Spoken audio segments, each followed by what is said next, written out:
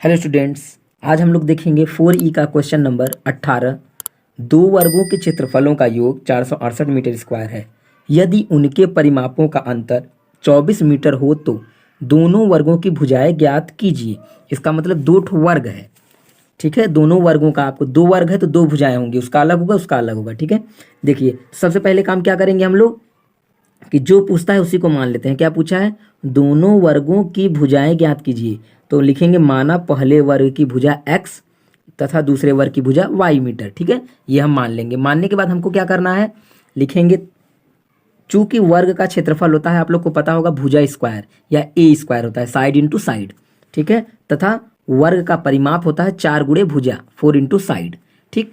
इस तरह से प्रश्नानुसार हमने कर लिया है। अब देखिए, ध्यान समझिएगा, प्रश्नानुसार से क्या करना है हम लोगों को। मेन काम यहाँ से करना है हमको। बोला है क्षेत्रफलों का योग 468 है, 468 मीटर स्क्वायर है। तो सबसे पहले ये बताइए कि पहले वर्ग की भुजा x है तो इसका क्षेत्रफल क्या होगा? बताइए क्या होगा? एक्स स्क्वायर होगा। होगा कि नहीं होगा? क्योंकि होता है ना, वर्ग का क्षेत्रफल बराबर भुजा स्क्वायर, तो इसलिए एक्स स्क्वायर होगा। फिर प्लस करेंगे दूसरे वर्ग की जो भुजा है वो y है, तो इसका क्षेत्रफल क्या होगा? वाई स्क्वायर होगा। क्योंकि क्षेत्रफल हमेशा स्क्वायर होता है, इसलिए हमने दोनों पर क्या कर दिया? स्क्वायर, भुजा का स्क्वायर।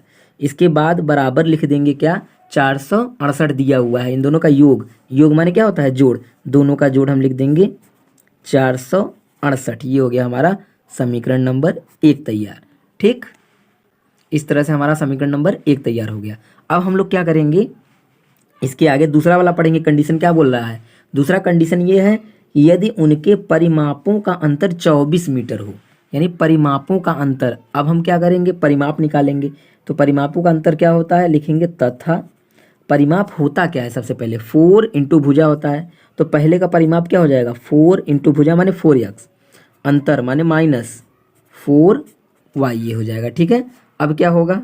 बराबर लिख देंगे, अंतर कितना दिया हुआ है? 24 दिया है, ये हो गया, ठीक। अब इसी में से हम क्या करेंगे, इसमें से एक मान किसी का निकाल लेंगे। पहले इसको काटिए, कट रहा है ना 4 से, 4 से सबको काट दीजिए। 4 से काटेंगे तो ये आ जाएगा x माइनस वाई बराबर 4 से काटेंगे कितनी बार में? 6 बार में, ठीक। अब यहाँ से एक मान निकाल लीजिए। मान कैसे निकालेंगे? y को उधर भेज दीजिए, तो y चला जाएगा उस साइड, तो ये हो जाएगा 6 + y, ठीक। ये हो गया समीकरण नंबर हमारा दूसरा। अब हम लोग क्या करेंगे, ये जो 6 + y आया है, 6 + y, इसी को हम समीकरण 1 में रख देंगे, यहाँ पे x की जगह पे, ठीक। तो लिखेंगे समीकरण 1 में x बराबर 6 + y रखने पर, ऐसा हिंदी लिख देते हैं, थोड़ा अच्छा लगने लगता है। अब इसको रख दीजिए, जहाँ पे x लिखा है वहाँ पे क्या लिखना होगा? 6 + y, तो x की जगह पे लिखेंगे 6 + y का स्क्वायर प्लस वाई स्क्वायर बराबर 468। ये हो गया हमारा, ठीक। अब इसके बाद हमको क्या करना है, इसका स्क्वायर खोल दीजिए। स्क्वायर कैसे खुलता है? a square plus b square plus 2ab, 2a माने 6 और b माने y, ये हो गया 2ab। और ये वाला उतार लीजिए जैसे का तैसे, वाई स्क्वायर बराबर 468, ये उतर गया हमारा, ठीक। उसी तरह से हमने लिख लिया। अब स्क्वायर करेंगे, कितना आ जाएगा? 36 प्लस वाई स्क्वायर अभी जोड़ दीजिए, अगर जोड़ना हो तो कितना हो जाएगा? 2y स्क्वायर हो जाएगा ना, 1 और 1 2, 2 छक्के 12 हो जाएगा, ये 12y बराबर 468 हो गया, ठीक। अब हम क्या करेंगे, इसको क्रम से लिखिए। पहले 2y लिखिए, 2y स्क्वायर प्लस फिर क्या लिखेंगे? 12y, फिर ये 36 लिख लीजिए, क्रम बन गया। और इसको इधर ला दीजिए तो ये माइनस हो जाएगा, 468 बराबर कितना हो जाएगा? 0। क्यों? क्योंकि हमने उधर से इसको इधर ला दिया तो वो प्लस था, इधर क्या हो गया? माइनस। वहाँ क्या बचा? 0 बचा। अब आगे देखिए, अब क्या करेंगे, 2y स्क्वायर उसी तरह से लिख लीजिए प्लस 12y भी उसी तरह से लिख लीजिए। इन दोनों को घटा दीजिए, जब घटाएंगे तो 6 जाएगा, 8 में से कितना बचेगा? देखिए, सबसे पहली बात, ये दोनों में बड़ा कौन है? ये बड़ा है, तो चिन्ह बड़ा वाले का लगा लीजिए। 6 गया 8 में से तो बचा कितना? 2 बचा। 3 गया 6 में से बचा कितना? 3 बचा। और 4 हमारा उसी तरह से बच जाएगा, ये बचा 432। ठीक, अब हम क्या कर सकते हैं, इसको 2 से काट दीजिए। देखिए सब 2 से कट रहा है, 2 के पहाड़े से कट गया, 2 खत्म।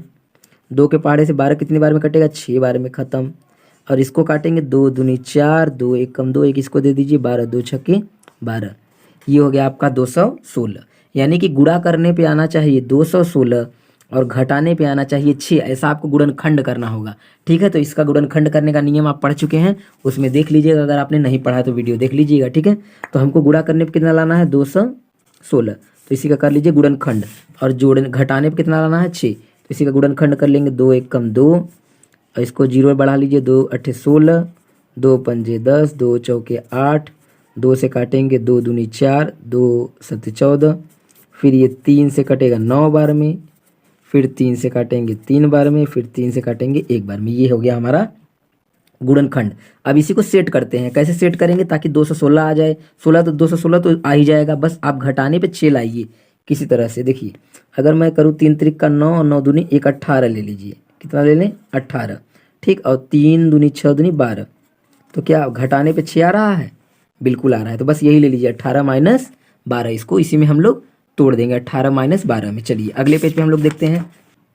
चलिए वाई स्क्वायर, यहाँ पे प्लस लिखेंगे 18 माइनस 12 वाई माइनस 216 बराबर 0।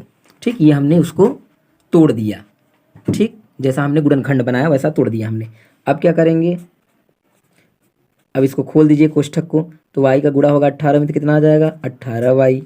y का गुणा होगा 12 में कितना आ जाएगा, 12y माइनस 216 बराबर 0। अब कॉमन ले लीजिए, कॉमन क्या है, y दोनों में कॉमन है, y कॉमन निकाल लीजिए। जब y कॉमन निकालेंगे यहाँ से तो बचेगा y प्लस 18, और यहाँ से कॉमन निकालिए। देखिए यहाँ माइनस है तो माइनस लिखना पड़ेगा। यहाँ पे क्या कॉमन है, तो देखिए यहाँ 12 कॉमन है, 12 से 12 कट जाएगा, y बचेगा, और प्लस क्योंकि माइनस हमने निकाला है तो माइनस माइनस क्या हो जाएगा, प्लस। और 12 से ये कटेगा सीधा सीधा कितनी बार में, 18 बार में ही कट जाएगा। ठीक है, ये आ गया हमारा गुणनखंड, इसका हो गया। अब आगे देखिए, पूरा गुणनखंड नहीं हुआ, अभी आधा हुआ है, आधा और करना है। तो देखिए जो दोनों मिलता है उसको लिखिए एक बार, y प्लस 18 जो दोनों मिलता है, और जो नहीं मिलता एक बार उसको लिख लेते हैं y माइनस 12 बराबर 0।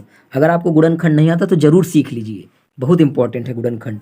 ठीक है, चलिए ये आ गया। अब एक बार इसके बराबर 0 ले लीजिए, एक बार इसके बराबर 0, तो लिखेंगे y प्लस 18 बराबर 0, फिर y माइनस 12 बराबर 0।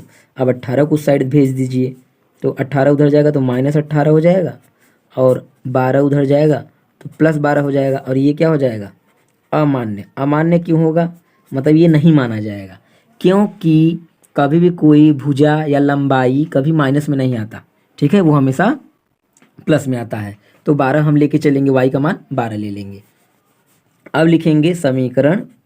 अब आप क्या करिए कि जो ये y का मान है उसको किस समीकरण में रख दीजिए। देखिए यहाँ समीकरण हमने बनाया है ना, समीकरण 1 और समीकरण 2, तो आप क्या करिए, यहाँ पे रख दीजिए y का मान 12 यहाँ पे, तो आपका काम हो जाएगा। ठीक है, चलिए समीकरण 2 से, समीकरण 2 से मतलब कि समीकरण 2 में हम y का मान रखेंगे। ठीक है, तो लिखा है x बराबर 6 प्लस y है, तो 6 प्लस y की जगह पे हम क्या लिख देंगे, 12, और दोनों को आप जोड़ दीजिए, जोड़ेंगे तो कितना आ जाएगा, 18। ये देखिए हमने माना था ना एक्स वाई, आ गया। तो लास्ट में क्या लिखते हैं, लास्ट में हमेशा एक बात ध्यान से लिख दिया करिए, कभी भूलिए मत इस बात को। क्या, अतः, अतः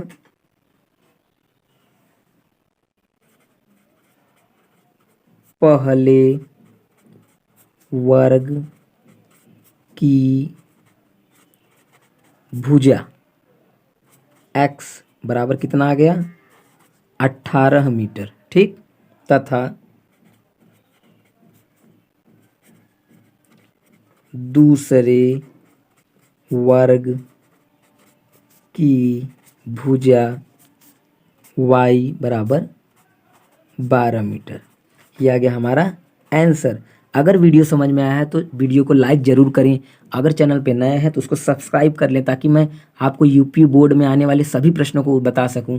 आप विश्वास करिए, जो मैं प्रश्न बताता हूं वो यूपी बोर्ड में लगभग आने ही आने वाला है। क्यों? क्योंकि मैं सारा इंपॉर्टेंट क्वेश्चन बताता हूँ और उन्हीं में से आपका प्रश्न आएगा बोर्ड में। ठीक है, धन्यवाद फ्रेंड्स।